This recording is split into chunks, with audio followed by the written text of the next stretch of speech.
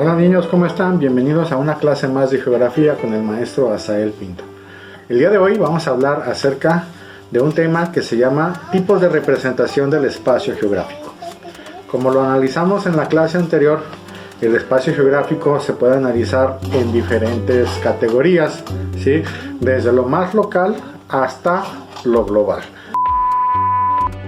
El primero que vamos a analizar es el plano, luego el croquis, luego los mapas, luego los planisferios y luego los globos terráqueos. Pero antes de entrar en materia de lo que son las representaciones, vamos a hablar acerca del lenguaje, ¿sí? Todos tenemos un lenguaje, los seres humanos nos comunicamos mediante un lenguaje, los animales tienen su propio método de comunicación. Y si nos vamos a las profesiones, también vamos a tener diferentes tipos de lenguajes. Por ejemplo, la medicina, pues obviamente ellos tienen la manera propia de decirle a las partes del cuerpo, a las situaciones que van sucediendo, a las enfermedades y demás. Por ejemplo, una persona tuvo una contusión cráneoencefálica. Y eso significa que una persona se golpeó la cabeza fuertemente, ¿sí? Una contusión es un golpe cráneoencefálico, pues significa que fue un golpe en la cabeza, ¿sí? Eso es con respecto a la medicina. O por ejemplo, un químico puede decir que realizó una solución de cloruro de sodio con ácido cítrico. Y esto es que realizó una mezcla de sal, que es el cloruro de sodio, con ácido cítrico, que puede ser el jugo de un limón. Pues la geografía también tiene su lenguaje para dar a conocer sus conocimientos. Y estos son o están inmersos en los tipos de representación del espacio geográfico. Y como les dije hace un momento, nos vamos a ir desde lo más local hasta lo más global. Hay diferentes tipos de representación del espacio geográfico que seguramente ustedes los han utilizado. Los planos. Bien. Un plano es una representación detallada de, por ejemplo, una casa, ¿sí? Un arquitecto realiza el plano de una casa para saber la distribución de esta, es decir, dónde va a estar el comedor, dónde va a estar la sala, las habitaciones, los baños y luego las ventanas, las puertas, dónde va el drenaje, dónde van toda la instalación de luz, etcétera, etcétera, etcétera. El plano es la representación más local, ¿sí? ¿Por qué? Porque lo vamos a ver con muchísimo más detalle. Podemos ver perfectamente en un plano, o en el plano de una casa, por ejemplo, cuando se está proyectando para construir dónde va a estar la sala, e inclusive podemos dibujar allí en el plano, podemos ver dibujado en el plano cómo va a estar la distribución de los sillones, de la televisión, del comedor, dónde van a estar las sillas, las mesas, etcétera, ¿sí? Es algo muy detallado, lo podemos ver en un papel antes de que esté la casa terminada. ¿Para qué? Pues para que nos podamos dar una idea de cómo va a estar. Cuando nosotros queremos construir nuestra casa, pues generalmente no lo hacemos así nomás. Bueno, hay gente que sí lo hace así nada más, pues conforme va creciendo la familia y a sus posibilidades van construyendo un cuarto y otro cuarto y otro cuarto y otro cuarto, pero una casa bien planeada, pues se utiliza un plano en donde van poniendo dónde va a ir cada cosa de la casa. El croquis. Bien, el croquis es una representación un poco menos detallada como el plano, porque no vamos a ver tan puntual, pero nos sirve a nosotros como referencia.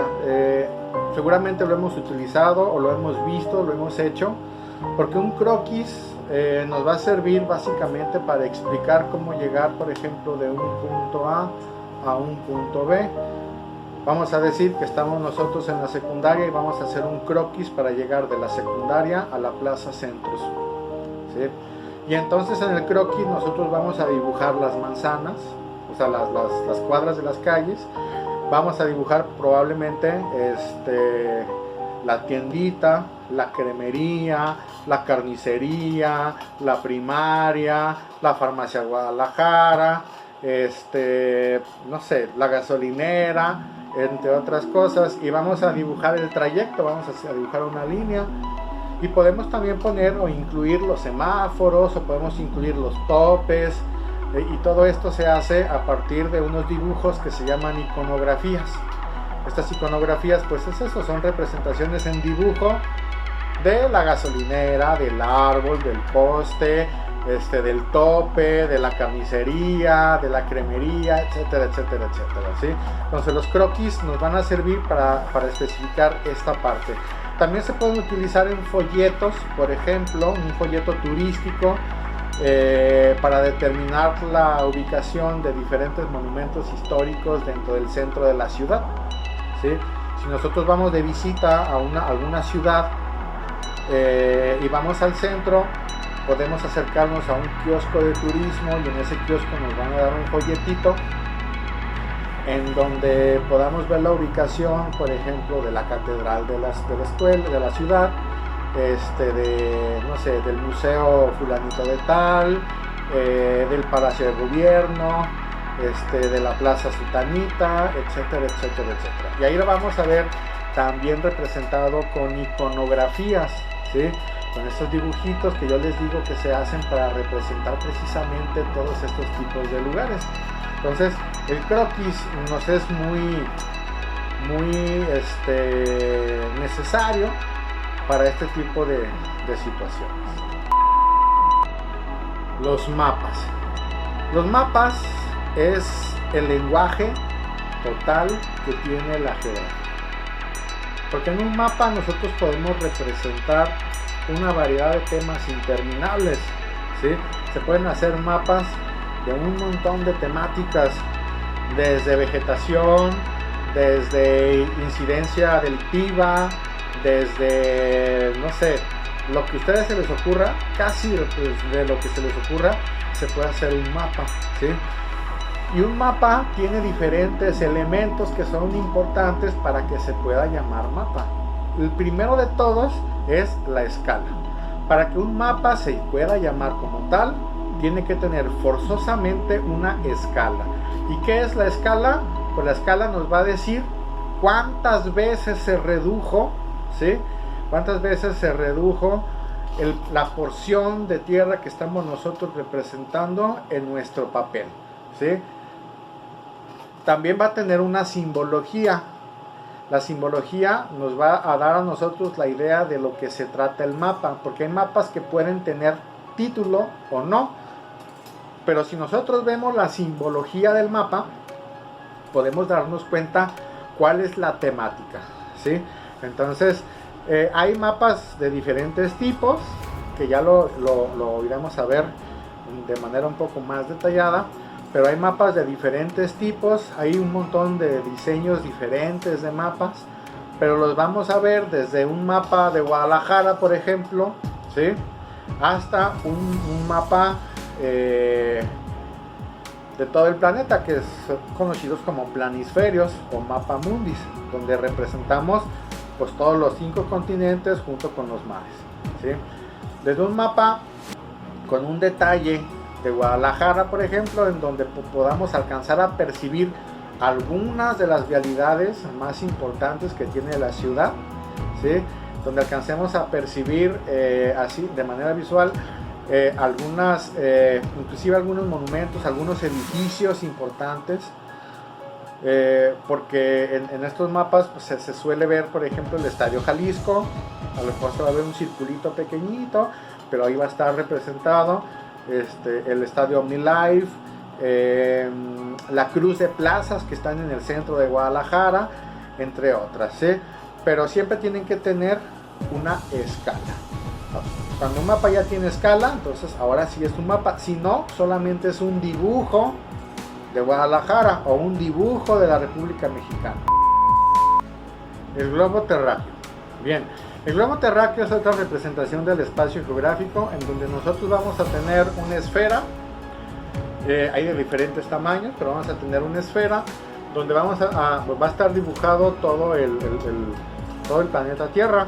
Esta esfera está en una base donde se puede percibir perfectamente la inclinación que tiene. Acuérdense que la Tierra tiene una ligera inclinación, que son 23 grados, ¿sí? Una ligera inclinación. Vamos a tener la base en un pequeño pedestal, y entonces nosotros lo podemos girar. Es como hacer la representación de lo que hace el planeta Tierra en su movimiento de rotación, ¿sí? Sirve para representar o para que nosotros podamos ver lo que son los 5 continentes y los océanos que tiene nuestro planeta. Fotografías aéreas. Las fotografías aéreas es otro tipo de representación del espacio geográfico y no es otra cosa más que eso. Son fotografías que se toman arriba de un avión que vuela a una altura determinada, y entonces conforme va haciendo el vuelo, este avioncito lleva montado en la parte de abajo una cámara y va fotografiando por donde va pasando. Así es, básicamente esa es una fotografía aérea, o así sale una fotografía aérea. Estas fotografías nos sirven para analizar algunos aspectos básicos de un terreno, ¿sí?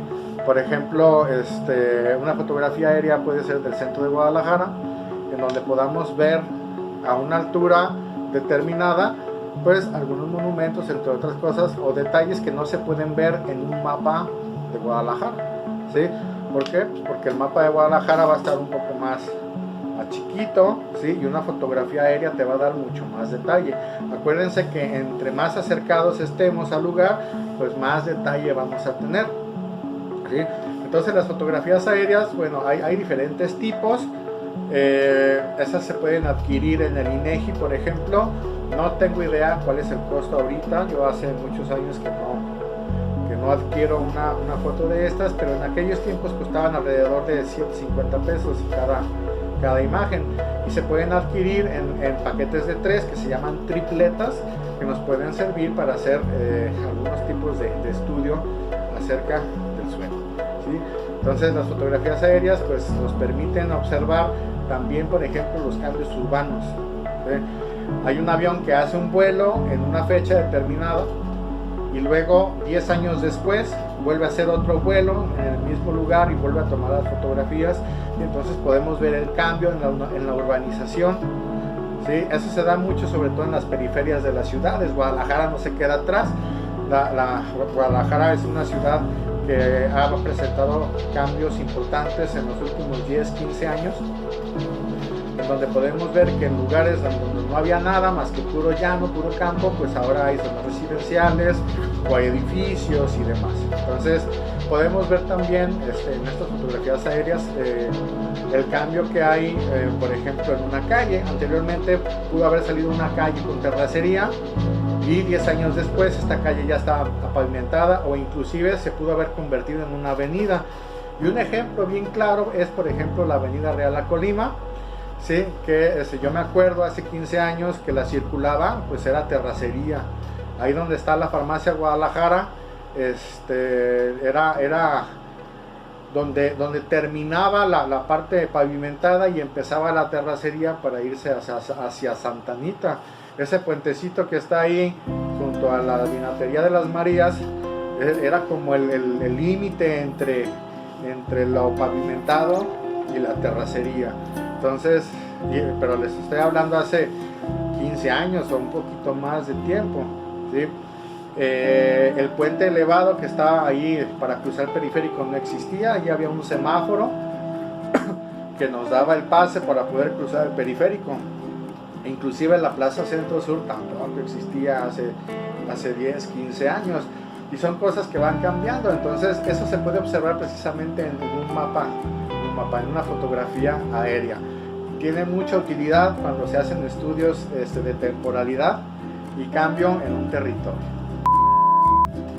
Ahora vamos a ver lo que son las imágenes de satélite, ¿sí? Las imágenes de satélite también son fotografías, pero son tomadas, valga la redundancia, por un satélite que está circulando alrededor de nuestro planeta Tierra, donde tiene unas camaritas con unos sensores que nos permiten a nosotros hacer análisis del espacio geográfico, ¿sí? Análisis de la Tierra con esos sensores. Hay programas de computadora que que nos sirven para editar este tipo de imágenes de satélite, y con estos programas podemos ver, por ejemplo, los tipos de vegetación, podemos ver los tipos de suelo, podemos ver los cuerpos de agua, entre otras cosas. Pero ¿cómo le hacemos para esto? Pues es que es bien sencillo. Las imágenes de satélite toman un principio que es el reflejo de la luz del sol. Cada uno de los cuerpos que hay sobre la superficie terrestre refleja la luz del sol de diferente manera. Entonces estos sensores que están puestos en los satélites lo que hacen es detectar precisamente esos cambios del reflejo del sol en los cuerpos y le va a dar cierto color. Nosotros podemos ver una imagen de satélite en la computadora, aplicarle algunos filtros, algunas situaciones ahí con un programa especial, y entonces podemos hacer un análisis de vegetación, por ejemplo, diferenciando los tipos de color verde que nos pueda mostrar la imagen, ¿sí? Esto es muy utilizado también en el estudio de la superficie terrestre. Hay veces que no se pueden ir a hacer trabajo de campo a los lugares, y lo que se utiliza son imágenes de satélite, ¿sí? Si nosotros queremos ver un espacio, un área, la vegetación, podemos utilizar una imagen de satélite, conociendo, por ejemplo, los tipos de colores que se pueden generar a partir de la reflexión de la luz en estos objetos, y determinar qué tipo de vegetación existe en ese lugar, ¿sí? A veces no es necesario tener que ir precisamente a ese lugar de estudio para hacer el catálogo, sino que con una imagen de satélite pues podemos hacerlo mediante el cambio de estos colores. Claro, ya sabemos, se necesita un software, y las imágenes son accesibles, pero no son tan accesibles como las fotografías aéreas, ¿sí? Tienen un costo mucho mayor, dependiendo de la empresa que sea la dueña del satélite que esté circundando nuestro planeta Tierra, y la capacidad que tenga el satélite para las imágenes que estamos nosotros adquiriendo. Un satélite muy conocido es el Big Bird, por ejemplo, que nos permite hacer análisis como el que les platico de vegetación, de densidad de construcción, entre otras cosas. Es muy interesante este tema, es la parte tecnológica que tiene la geografía, y esta parte tecnológica también se conoce como sistemas de información geográfica y posicionamiento global, sistemas de posicionamiento global.